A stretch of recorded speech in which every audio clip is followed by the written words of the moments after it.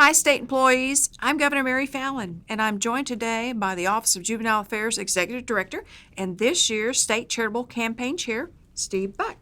We appreciate you, Steve, for joining us. Steve and I want to take just a few moments to thank each and every one of you for your support during the 2016 State Charitable Campaign.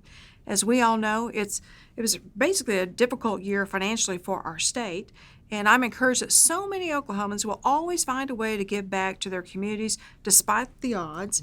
And I'm extremely proud of this year's State Charitable Campaign results. Not only did we meet our pledged goal of $450,000, but we surpassed That's it, right. Steve. Thank you very much. Several of our state agencies deserve very special thanks for going above and beyond their support for this year's charitable campaign. So thank you, Steve, and to your team and the Office of Juvenile Affairs for having the highest, by the way, percentage of increase in giving. We appreciate that. And by the way, it was a lot of fun going to our cookout. Oh, that was an outstanding event there on the lawn of the Capitol. It was. Super turnout, great bands, great food. Great food, great bands, lots of fun, and the charities that showed up so that state employees could go around and visit with people to see where they might want to designate their contributions for spending. So especially in light when you have a very tough economy, your giving is more important than ever because, as you know, sometimes we have to tighten our belts in state government, so the private sector charitable giving is very important. So, Steve? Well, Governor Fallin, I can't tell you how appreciative I am that you gave me the opportunity to serve in this position. It was a very challenging year, and I am so honored to be counted among the state employees who took part in this year's effort. You mentioned earlier the Office of Juvenile Affairs. I'm so appreciative of the work our team did in actually exceeding our goal. We were up $5,000 this year compared to last year's giving, so we're very, very pleased with that.